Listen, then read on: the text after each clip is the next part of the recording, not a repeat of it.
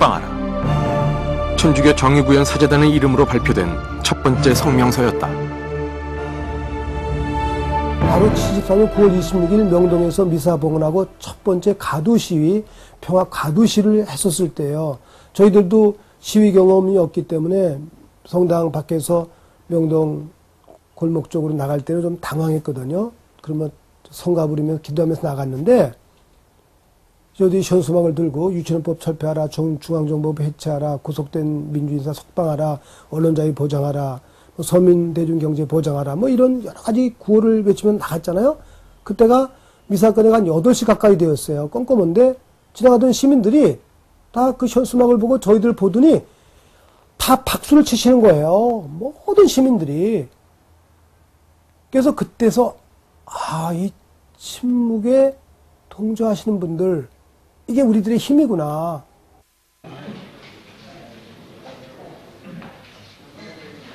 그러나 젊은 사제들의 이런 움직임에 대해 정작 주교단의 입장은 애매한 것이었다. 지학순 주교 구속에 대한 성명을 발표한 후 더 이상 어떤 입장도 밝히지 않는다. 젊은 신부들은 선배 사제들을 찾아다니며 자신들의 활동을 지지해 줄 것을 간곡히 부탁하지만 번번이 거절당한다.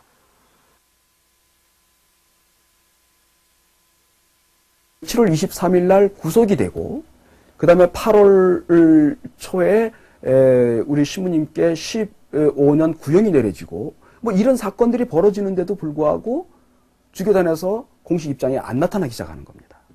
안 나타날 뿐만 아니라 우리 그 당시에 교회 안에도 그 언론이 있었는데, 그 가톨릭 15라고 하는 교회 언론에서도 지주인님 사건에 대해서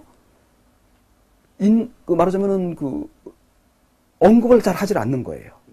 언급을 하질 않으면서 언급을 잘 하지 않는 게 아니라 오히려 한편으로는 정부에서 이야기하는 방식으로 이게 전달이 돼 가는 겁니다. 일정하게. 그때 그들의 활동을 눈여겨본 사람이 김승훈 신부였다. 김승훈 신부는 사제들의 사회 참여에 대한 우려가 높아지는 가운데도 후배들의 활동을 지지한다. 그리고 얼마 후 후배인 함세웅 신부의 청을 받아들여 정의구현 사제단의 활동에 본격적으로 참여하게 된다.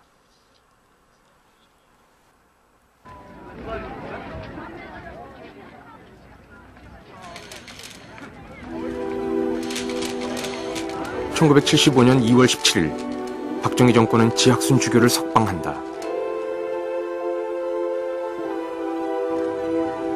서울구치소 앞에는 800여 명의 신자들이 몰려와 열광적인 환호를 보낸다.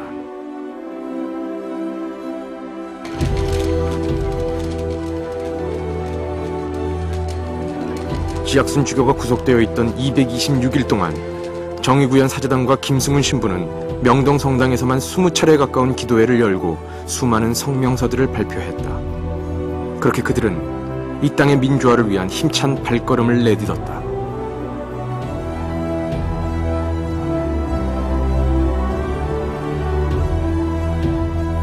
지학순 주교가 무사히 석방되자 사제들은 승리의 감격에 휩싸인다. 그러나 그들의 민주화 운동은 여기서 멈추지 않는다. 현실의 문제를 깨달은 신부들은 더 이상 예전의 소극적인 성직자들이 아니었다. 사제들이 당시에 지주교님 사건을 통해서 이번에는 그 많은 다른 사람들을 만나는 겁니다. 그 많은 사람들을 만나면서 감옥에 갇힌 많은 사람들을 만나고, 오히려 지주교님보다 더 처참한 그 고난을 당하는 사람들을 만나기 시작을 하면서 자신들이 기도 내용이 달라지는 겁니다. 더 이상은 단순히 지주교님만을 위해서가 아니라 이번에는 그 민주화를 위해서 헌신하는, 민족의 미래를 위해서 헌신하는, 민족의 그 바른 쇄신을 위해서 헌신하는 이런 사람들을 보면서 인권운동을 위해서 헌신하는 그런 사람들까지도 이제는 그들의 기도 안에 들어오게 되는데,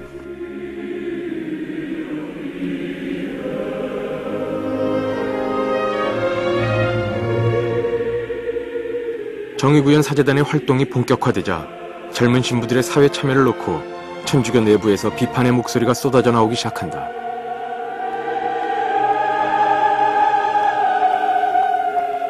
주교단은 사제단의 현실 참여와 관련해 교회의 행동 지침을 선언하는 메시지를 발표한다.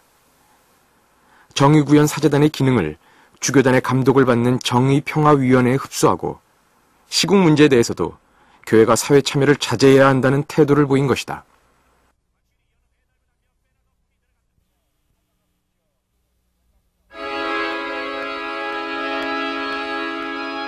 당시 한국교회는 전통적인 삼구 신앙이 중심을 이루고 있었다. 우리의 구원을 방해하는 것은 마귀, 세속, 육신이라는 세 원수이며 이 원수들에 빠지지 않기 위해서는 세상에 무관심해야 한다는 신학적 입장이었다.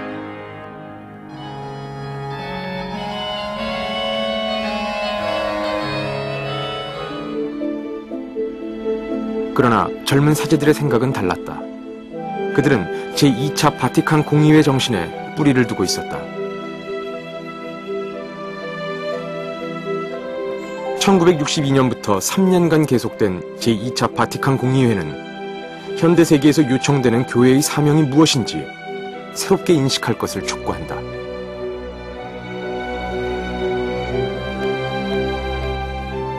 제2차 바티칸 공의회의 선언문에서 교회의 존재 목적이 교회 자체가 아니라 세상을 위한 것이어야 한다고 천명한다. 가난한 자는 점점 더 가난해지고 노동의 비인간화가 이루어지고 있고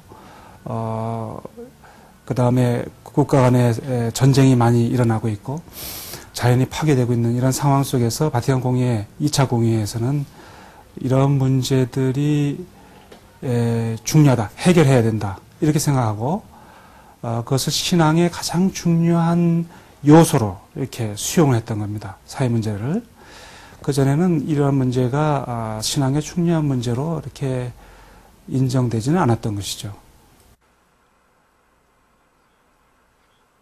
제2차 공의회가 끝난 이후 라틴 아메리카에서는 가톨릭 교회가 직접 나서 국민들의 경제적 억압과 가난의 문제에 동참할 뜻을 밝힌다. 민중을 중심으로 하는 해방신학의 시작이었다.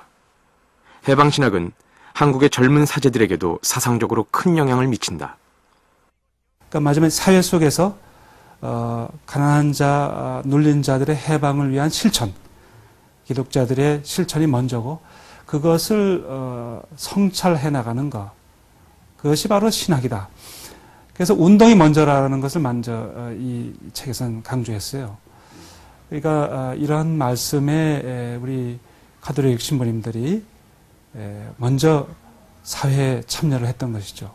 민주화 운동에 참여했던 것이고 그리고 많은 고난을 당했던 것이고 그 민주화 운동에서 고난 당하는 과정 속에 감옥 속에서도 이 해방의 신학 이런 책들을 읽고 영향을 더 받았던 것이죠. 전통적인 신심을 강조하는 주교단과 교회의 현실 투신을 주장하는 젊은 사제들 간의 갈등은 깊을 수밖에 없었다.